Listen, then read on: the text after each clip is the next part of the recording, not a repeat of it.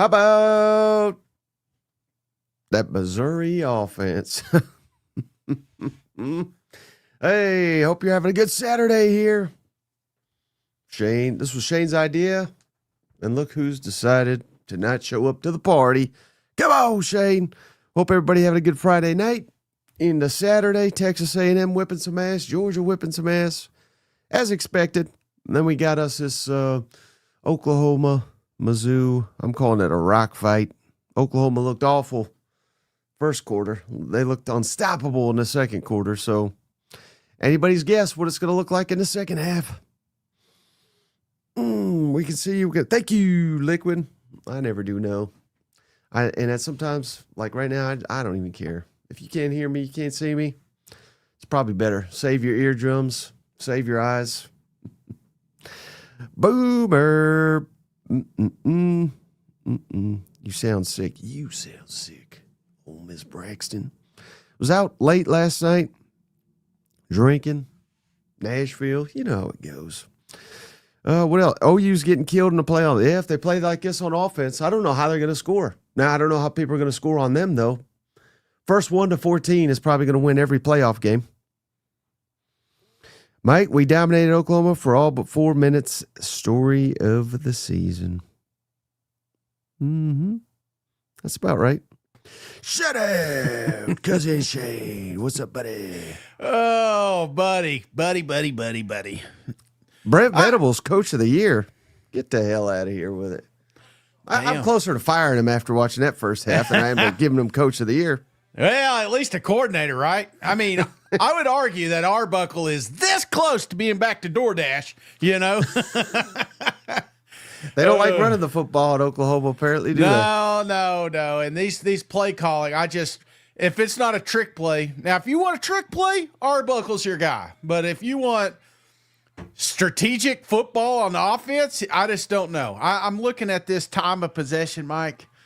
I mean, it's like 25% almost. 25% is the time for possession for Oklahoma as opposed to Mizzou. Mizzou, this defense, as good as Oklahoma's defense has been playing, it's not sustainable. They'll end up losing this football game if they don't get some balance on that side of the football. Yeah, time. You're right. Mizzou 21 and 33 seconds. Oklahoma 8 minutes 27 seconds. But they're up. Yeah, but they're up by 8. That's all that really matters. You know what? Yeah, I mean, when you word it that way, but it just feels like Oklahoma's already holding on, like they've got the lead and they're trying to hold on to it or something. Is it just me, Shane, or has Oklahoma got a hell of a lot of guys named Unity? I saw like 3 of them. I was like, wait a second. Well, it did get me. It did get me once. I was watching a kid playing defense, and I thought Unity. I just thought, well, maybe that's his last name, whatever. And then they said John Mateer with the run, and his said, and I was like, no, that's that defensive guy that was. I was like, oh, I get it. Right. I see what we're doing. Hey, so wait, we put Lane Kiffin in the title. Little clickbait there, but we haven't got Cousin Shane's thoughts on Ole Miss releasing a statement saying, "Hey, we'll let you know after the Egg Bowl." What's your thoughts on that? And then I want to hit on what Liquid's commenting on here. I think we're at the point of almost no return. And short of him returning, then he will be one of the, if not the most hated coach in college football, if not already. And I feel like waiting, it almost feels to me kind of like, it's funny. It's like the Keyshawn Junkins situation, ironically, the same football team.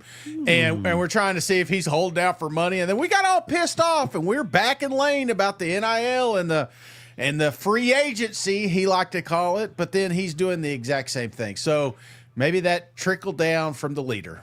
But Shane, they didn't help Quinshaw Junkins up in that bowl game. Remember, that was like, that was the thing. Oh, well, hey, he agreed to he agreed to a contract, and then he wanted more. You can't have this. Well, last time I checked, Shane, Lane Kiffin's under contract at Ole Miss. Yeah. He's flying his family to Gainesville, to Baton Rouge. And then shout out. So here is the new information after the statement. It was first reported, I believe, by Ross Dellinger that LSU has offered allegedly $90 million contract, $25 to $30 million in NIL. And that has been reported by multiple outlets now in Baton Rouge. So that is the latest. Again, this guy's on a contract, which again, they all are, and they all do this. So it's not unprecedented. Is it dirty? Yeah. But in Liquid says, well, hell, Florida thinks they've got an agreement with him. He signed. LSU thinks they're getting him. The only one that doesn't think they're getting him is Ole Miss, which means he's probably going to stay. You know what? Yeah. I mean, we haven't heard much from Auburn either, Mike. Let's don't take that off. I think at the end of the day, man, a lot of it's about the commitment to the NIL, right?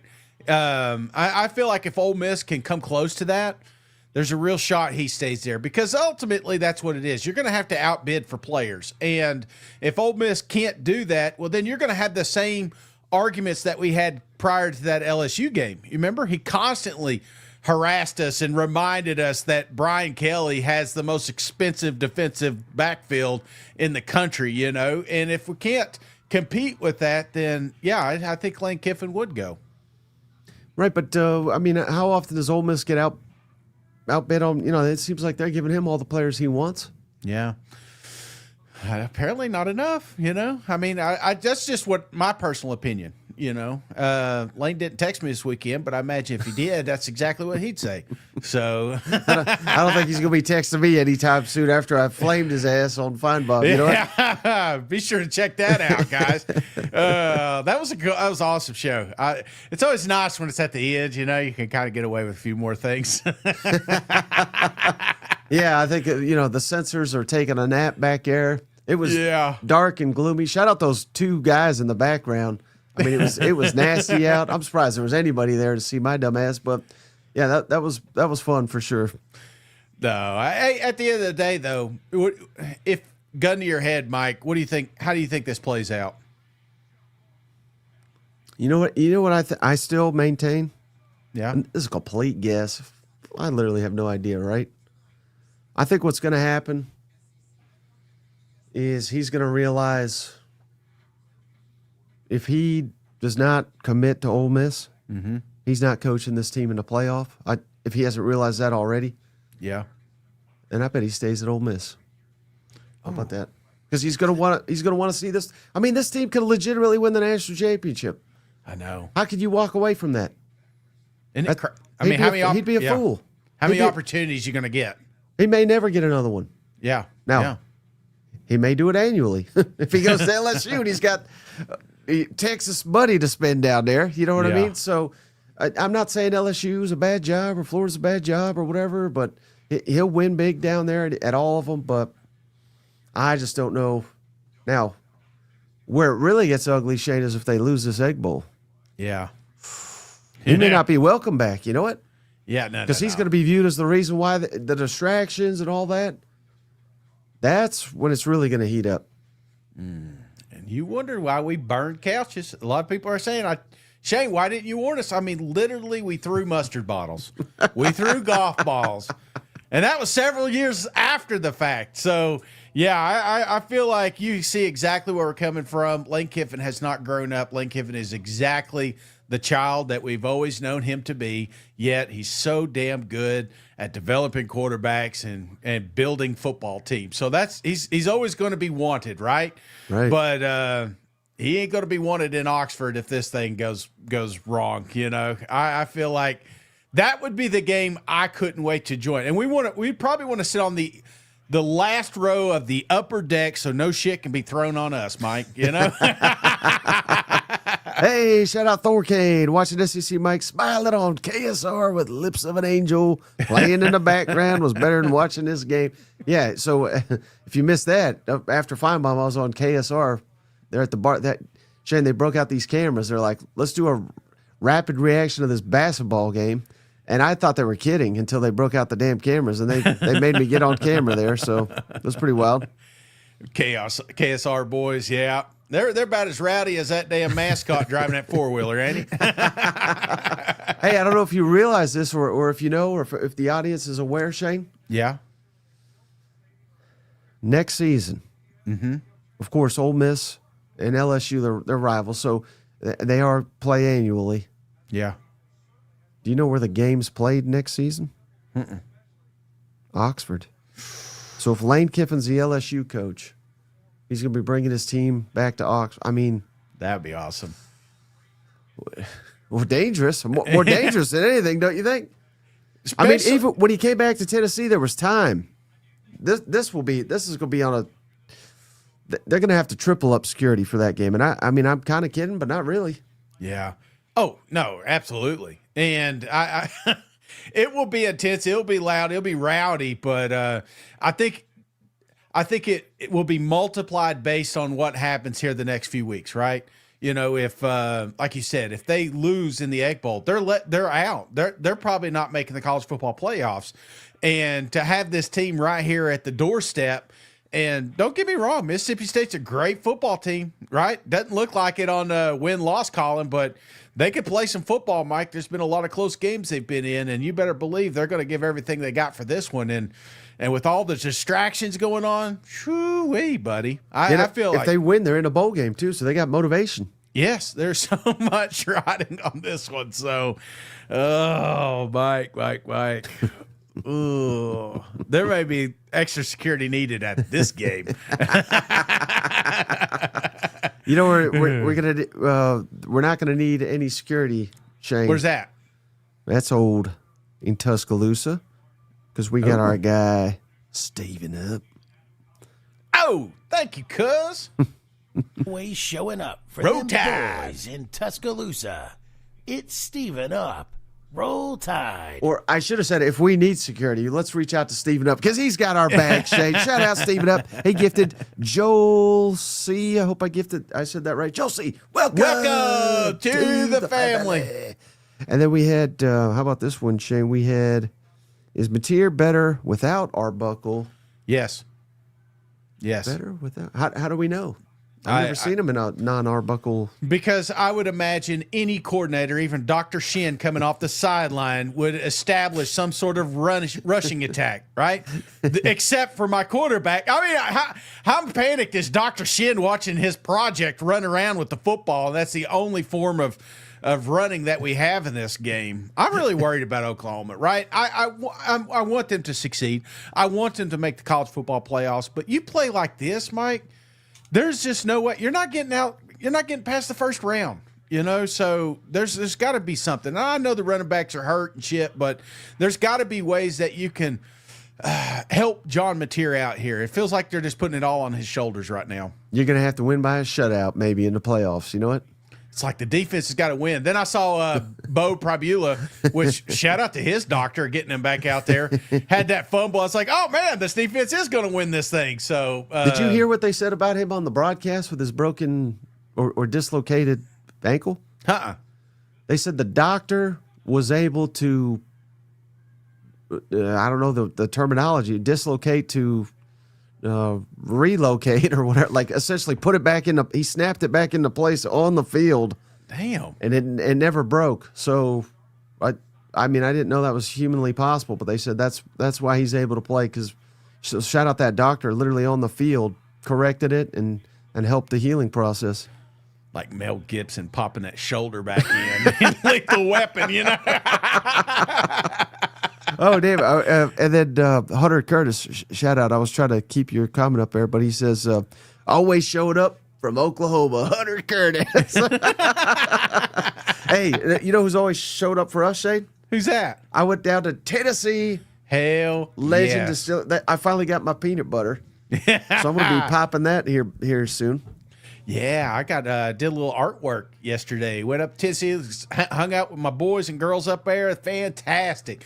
Had a little sipping. They had food ready for us and everything. Man, it was divine. And I'll put my artwork up tomorrow, so on Sunday's show you can see the gnome.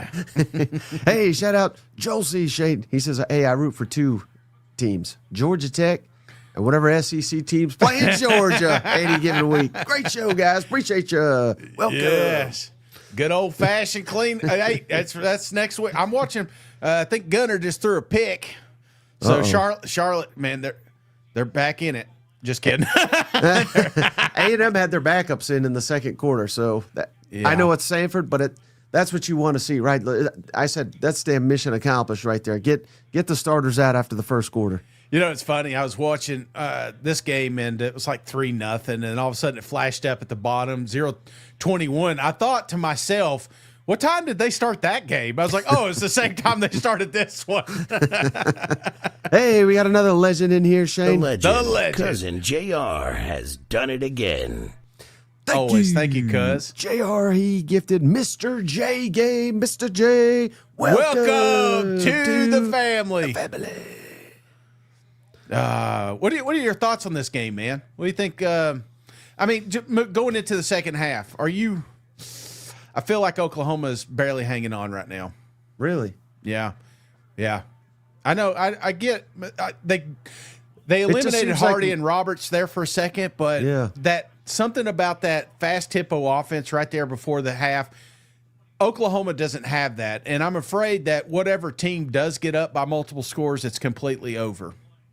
I don't know. To me, I'm the exact opposite. It's kind of weird. Where I think Missouri's only got the one card to play. Yeah. And Oklahoma seems to have a pretty good read on it. So yeah. I can't imagine they're going to score a ton on Oklahoma here in the second half. Danny Dimes. Drink is too dumb to go up tempo. Yeah, I guess it's working. Let's don't do it, you know? I mean, Bo's effective, 11 Yeah. of 15, 109 yards, but it's all dink and dunk stuff, you know? It really is. Yeah, it is. But even Oklahoma had a little success when they went up tempo, you know? And I feel like Mizzou wants to keep – if Mizzou's able to keep that clock rolling, I told you, the defense, as good as they are, as deep as they've been, something's going to give, you know, in the late fourth quarter. I feel eventually it's going to – you're going to have something on offense for Oklahoma, or they're going to lose this game. You might be right, Shane. I'm sitting here looking at the receiver totals for Oklahoma. Yeah. We got Deion Burks. He's got 1 catch, 1 yard. Jared Connick, 1 catch, 7 yard. Javonte Gibson, 1 catch, 8 yards. Keontae Lewis, 1 catch, 12 yard. We got Xavier Robinson, 2 catches, 2 yards. Like literally nothing. And then it's just Isaiah Sertania, 2 catches, 94 yards. So, I mean, if not for that play, and we can't just wipe out the best player of the damn game, they really are kind of getting dominated. Yeah, shout out to the Arkansas players. They're having some good days. Satania and Catalan, you know, they're having a hell of a day, ain't they? Hey, they weren't sporting them up there. You know what? Yeah, that's right. All right. Anything else before we get back to this game, Shane? No. Looking forward to it, man. If anything crazy happens, we'll be sure to jump on. We don't know. We talked about Lane. Lane's very fluid. We don't know what's going to happen this weekend. There may be some sort of news dump on Sunday. You just never know. So be sure to tune in tonight. Also, Mike will have the power rankings. So look forward to seeing him there as well. Maybe. If I make it. I may not make it, Shane. I mean, it just depends on what this day does to me. You know what? Well, I don't know. Obviously, we've went 20 minutes without we talking about the elephant in the room, right? The trip to the swamp. So feel like we're going to get us a big win. We better. By God, Mark, we better. Otherwise, you're going to be truffle shuffling. All right. Yes, we'll probably be back at some point. All right. See you guys. Go Vols. Hey, buddy, this beer's for you, Mike, and Cousin Shane. That SEC podcast loves the Pirate, and the Pirate loves that SEC podcast. Hail State.